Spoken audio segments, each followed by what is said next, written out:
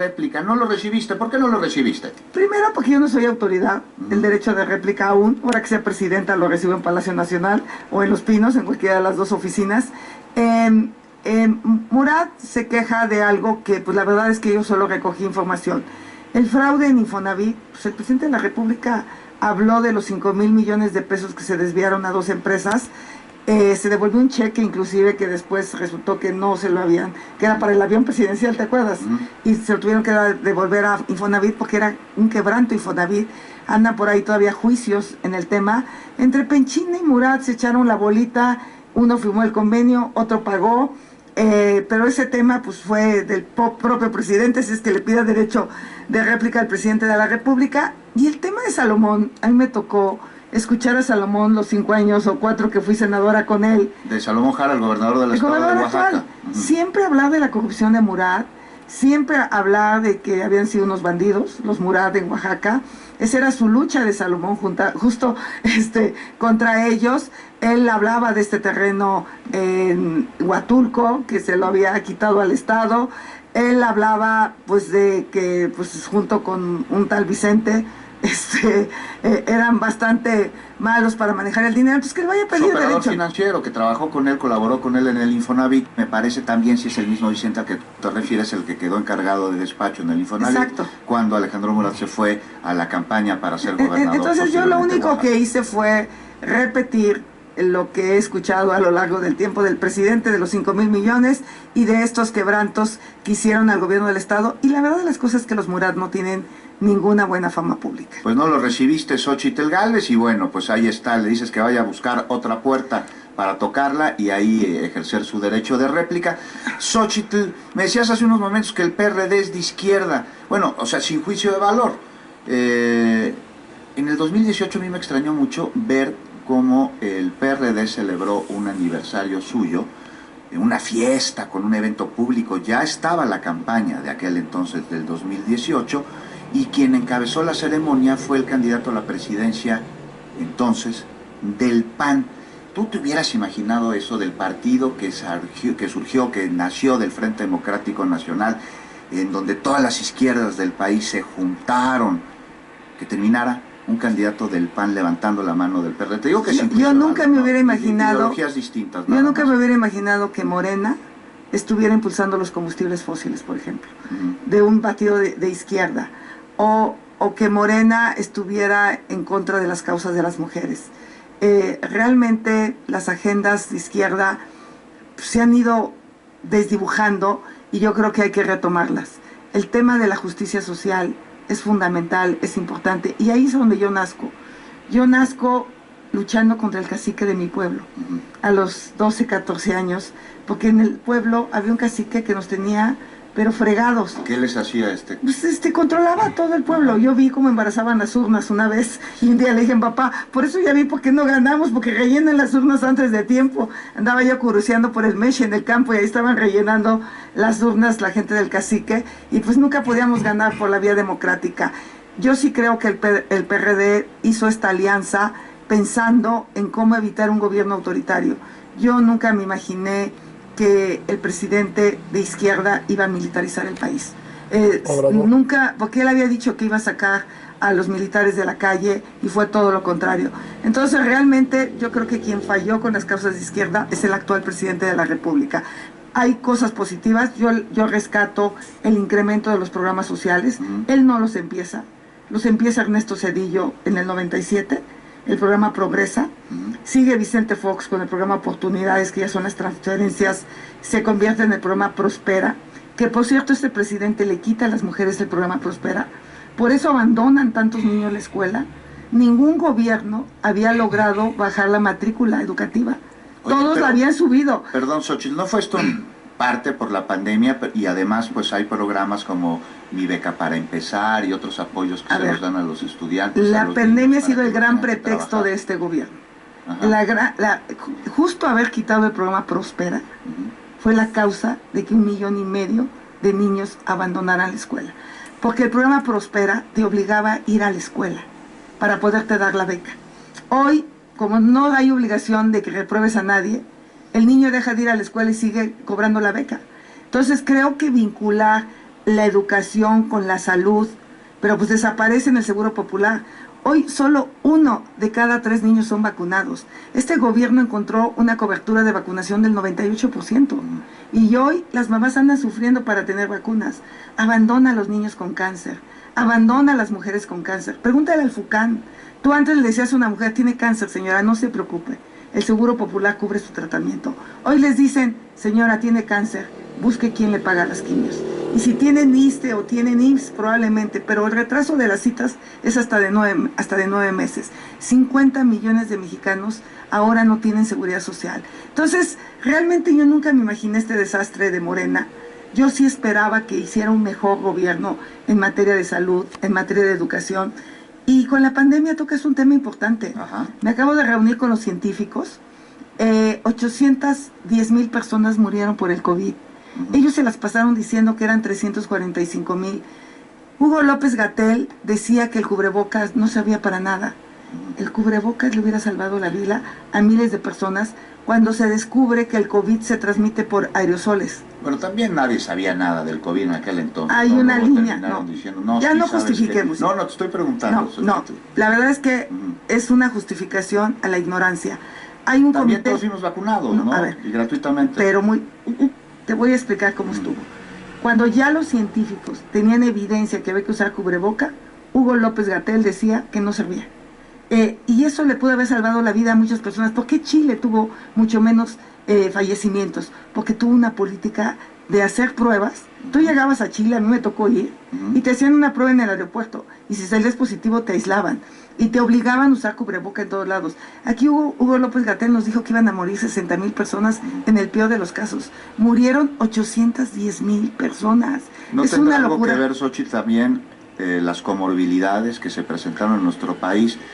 Sobrepeso, diabetes, cómo contener pues las complicaciones usando cubreboca, del virus. usando cubreboca. No, usando el cubreboca. O sea, la evidencia científica decía que había que usar cubreboca y ante el presidente todos se lo quitaban. ¿Te acuerdas de esa escena? La propia Claudia. Llegó un momento en que sí se lo puso, pero al principio entraba a Palacio Nacional, se gritaba el cubreboca, salía de Palacio Nacional y se ponía el cubreboca. Ella como científica le pudo haber dicho al presidente, señor presidente, obligue a usar el cubreboca. Y eso está en la línea del tiempo. 810,000 personas perdieron la vida y súmale 180,000 personas asesinadas por la inseguridad. Estamos hablando de 1 millón de personas que tenían sueños. Justo ahí quería llegar, y para preguntarte, ¿no? Hay un fuego que está encendido, que no se ha apagado, que es responsabilidad del actual gobierno y que no le puede echar la culpa a gobiernos anteriores porque asumió la responsabilidad.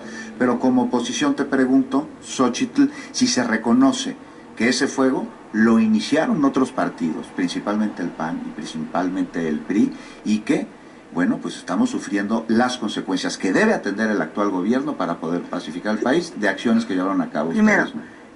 El gobierno tiene la responsabilidad de tener la fuerza del Estado para darle seguridad pública a los ciudadanos. El único que tiene el control de la fuerza del Estado es el presidente de la República. Tiene el control de las Fuerzas Armadas. Este gobierno se coludió con la delincuencia.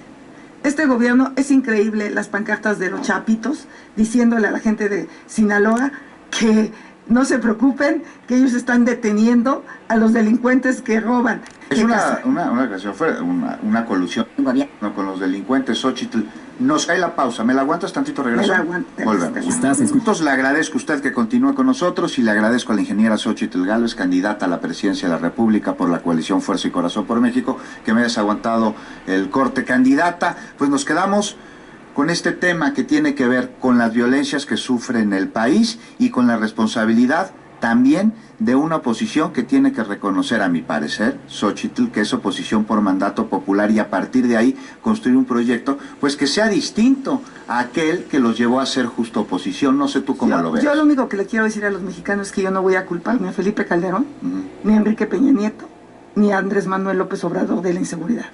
Yo me voy a ser responsable de la seguridad de los mexicanos. Creo que ya es momento en que entendamos que seguir echando culpas. Claudia dice, ¿por qué no denunció a Felipe Calderón y García Luna? Yo fui a denunciar a los corruptos del Tren Maya, a los que son responsables de estar vendiendo balastro de mala calidad. Esa era mi denuncia. En ese sentido, yo lo que le quiero decir a los mexicanos es, no nos tenemos que resignar a vivir en un país inseguro. he presentado una estrategia muy clara. No voy a seguir perdiendo dinero en Pemex. Vamos a hacer que la petrolera sea una empresa eficiente, sea una empresa que produzca, que genere dinero para los mexicanos, como lo fue en el pasado.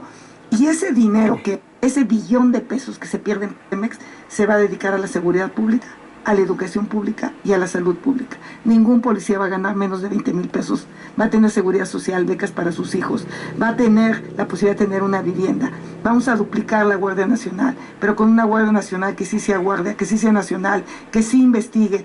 La policía de proximidad también tiene que investigar. Vamos a duplicar ministerios públicos. O sea, vamos a hacer una estrategia de seguridad eficaz.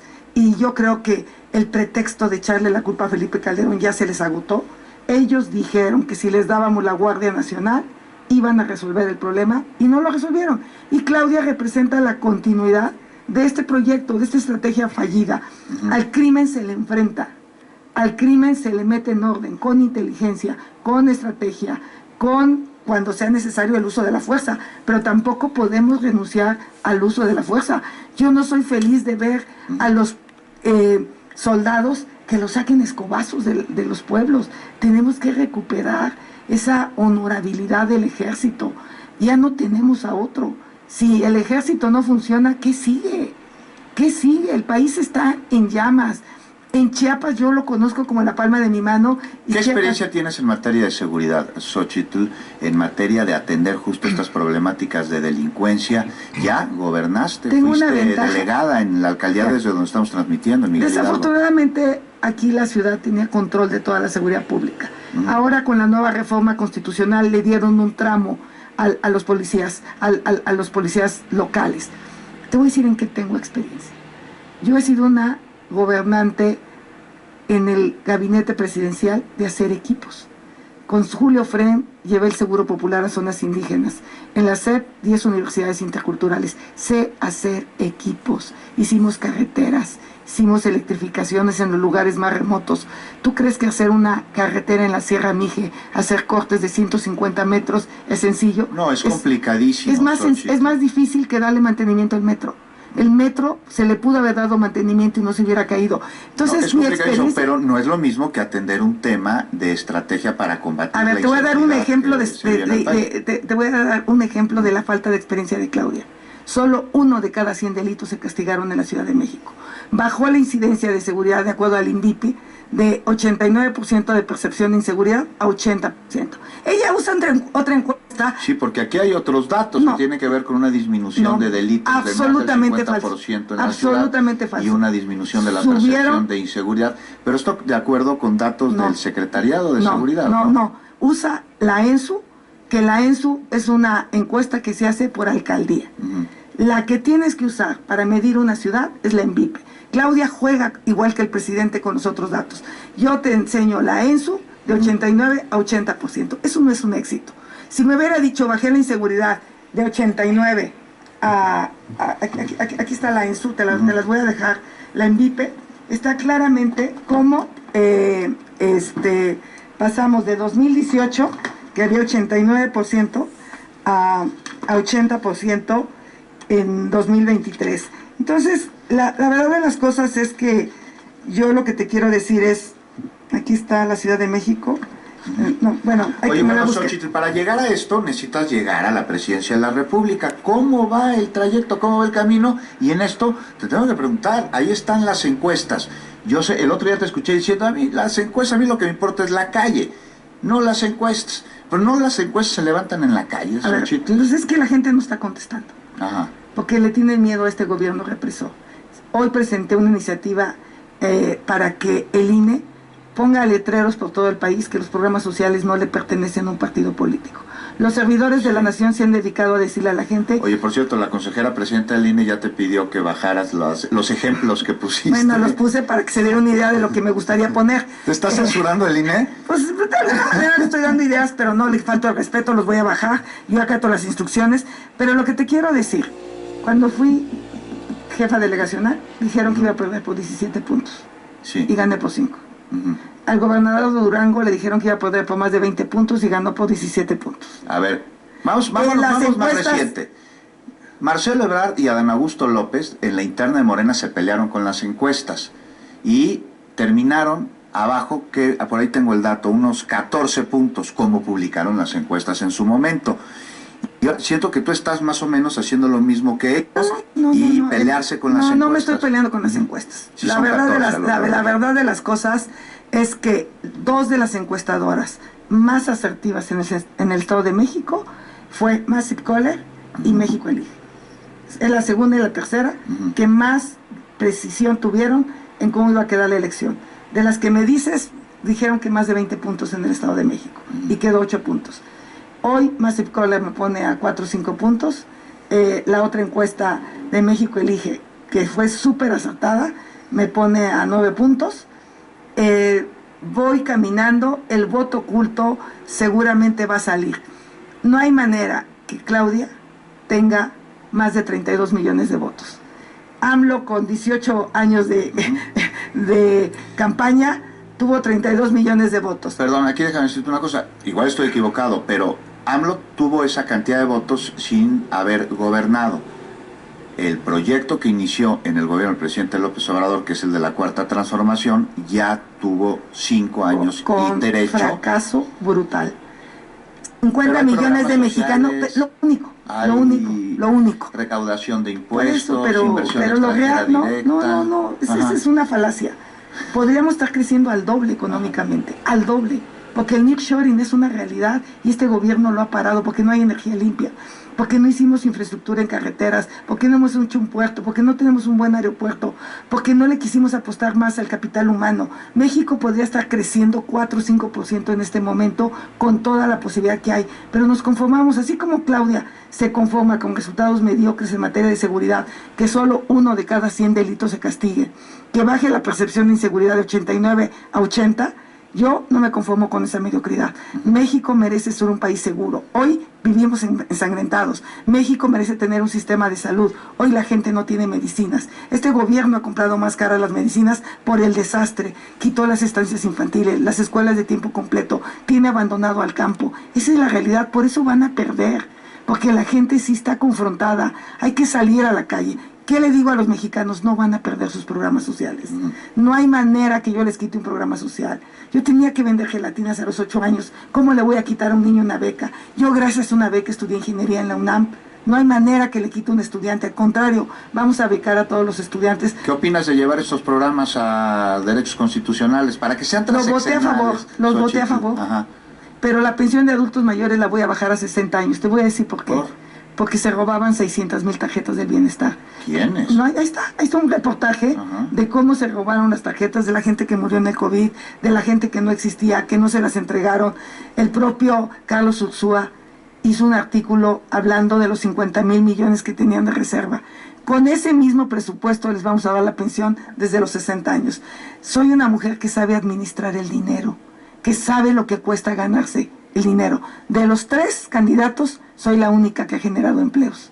Soy la única que entiende cómo hacer crecer una empresa dejándola de estorbar. Y claro que hay que cobrar los impuestos. Y yo dejaría a la primera del SAT, a este que está metidísimo con factureros. Las factureras. A esa la dejaría. ¿La dejarías? Sí, esa fue buena. El actual, regresaron las factureras.